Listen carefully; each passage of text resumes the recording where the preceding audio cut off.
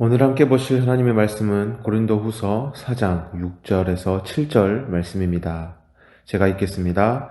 어두운 데에 빛이 빛이라 말씀하셨던 그 하나님께서 예수 그리스도의 얼굴에 있는 하나님의 영광을 아는 빛을 우리 마음에 비추셨느니라. 우리가 이 보배를 질그릇에 가졌으니 이는 심히 큰 능력은 하나님께 있고 우리에게 있지 아니함을 알게 하려 함이라. 아멘. 바울이 우리의 상태와 그 상태 가운데 행하신 하나님의 일을 말씀하고 있습니다. 우리의 상태는 어떨까요? 어두운 상태입니다. 창세기 1장 2절과 같이 혼돈하고 공허하며 흑암이 깊음 위에 있는 상태가 바로 우리의 상태라는 것입니다. 하지만 하나님은 이런 어두운 상태 가운데에 이렇게 말씀하셨습니다. 빛이 있으라. 곧 고린도후서 4장 6절의 말씀으로 보면 빛이 빛이라 라고 말씀하셨다는 것입니다. 이로써 혼돈과 공허와 흑암이 깊음 위에 있던 상태에 질서와 내용과 형식이 생기게 되었습니다. 하나님이 말씀하시니 어둠 가운데에 빛이 있게 되었다는 것입니다. 그런데 고린도 후서에서는 이 일을 하신 하나님께서 예수 그리스도의 얼굴에 있는 하나님의 영광을 아는 빛을 우리 마음에 비추셨다고 말씀합니다. 이것이 무슨 뜻일까요? 예수 그리스도의 얼굴에 있는 하나님의 영광을 아는 빛을 우리 마음에 비추셨다. 이 말씀은 우리의 상태와 하나님의 일하심을 극명하게 드러내고 있는 말씀입니다.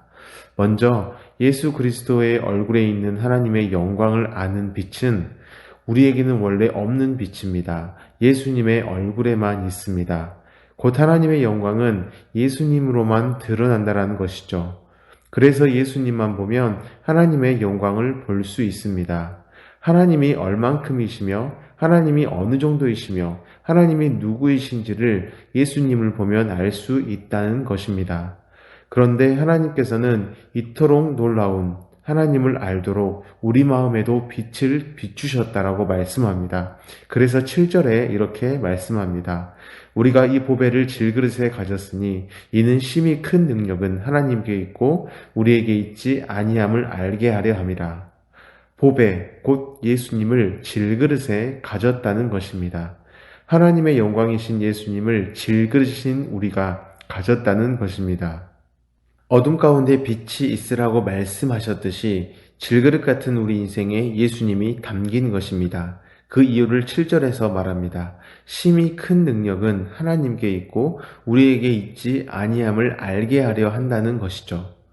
질그릇이 노력해서 은그릇 되고 금그릇 되어서 남들의 시선을 끌고 남들의 인정을 받는 것이 아니라 아무리 애써도 질그릇이지만 그 안에 하나님이 빛을 비추셨기 때문에 보배이신 예수님으로 말미암아 우리가 보배를 담은 인생, 보배를 드러내는 인생, 곧 하나님의 영광을 드러낼 인생으로 살게 되었다라는 것입니다.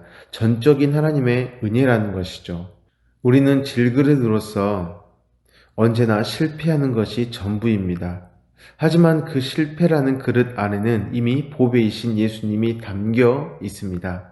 그렇기 때문에 실패는 실패로 끝나지 않습니다. 오히려 그 실패들은 합력해 선을 이루어 버립니다. 그로 말미암아 하나님의 영광이 드러난다는 것이죠. 이것을 로마서 8장 28절에 이렇게 말씀합니다. 우리가 알거니와 하나님을 사랑하는 자, 곧 그의 뜻대로 부르심을 입은 자들에게는 모든 것이 합력하여 선을 이루느니라. 그러므로 사랑하는 성도 여러분, 이미 우리 가운데에 빛으로 오신 예수님을 기억하시길 바랍니다. 우리의 삶은 형편없습니다. 어제도 그랬습니다. 오늘도 분명 크게 다를 바가 없습니다. 여전히 죄짓고 낙심할 것입니다.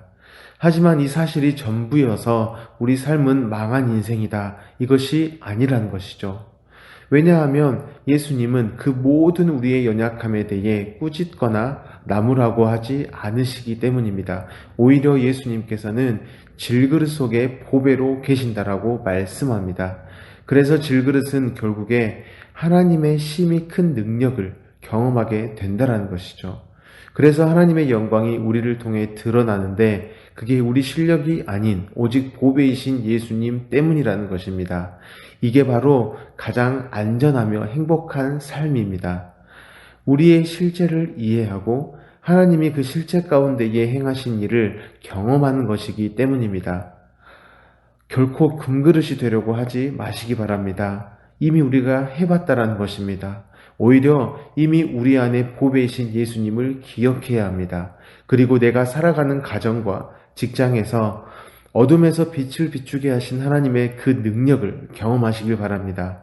창세기 1장 말씀처럼 선포하십시오. 하나님이 말씀하셨던 것처럼 그렇게 선포하라는 것입니다. 그리고 말씀대로의 일들을 경험하시라는 것입니다. 회사가 어둠 가운데 있다면 곧 사람 살맛 안 나는 경쟁만 있는 온갖 시기와 질투, 헐뜯음만 있는 그런 회사라면 빛을 선포하십시오. 예수님을 선포하라는 것입니다. 가정이 어둠 가운데 있다면 곧 사랑이 식어가고 각각의 역할들이 무너져 있고 서로 모른 채하고 살고 있다라면 가정 가운데 빛이 있으라라고 선포하라는 것입니다. 질그릇 안에 있는 보배이신 예수님을 선포하라는 것이죠. 그리고 그 예수님을 경험하라는 것입니다. 하나님께서 이 말씀을 우리에게 주신 이유는 이것을 경험하라는 것입니다. 하나님의 말씀은 결코 그림의 떡이 아닙니다. 먹으라고 주신 것이죠. 혀로 맛을 느끼며 행복해하라는 것입니다. 그것을 삼키라는 것입니다. 그리고 우리 몸이 에너지를 내는 것을 실제로 경험하라는 것입니다. 실제로 우리가 이 말씀대로 선포한다면 우리가 살아가는 직장과 가정 가운데에 하나님의 일들, 곧 하나님의 영광, 예수 그리스도의 어떠함들이 드러날 것입니다. 오늘 하루를 그렇게 살아내시기를 바랍니다. 질그릇인 우리 인생에 보배가 담겼다라는 그 사실을 우리가 경험할 수 있다라는 것, 그것이 우리 모든 성도들의 삶이라는 것을 기억하시길 바랍니다. 오늘 가정과 직장에서 그 은혜를 경험하시기를 예수님의 이름으로 축복합니다. 아멘. 이 시간 함께 기도하실 때에 주신 말씀을 가지고 기도하시고 성도님들의 가정과 직장을 위해서 기도하시기 바랍니다.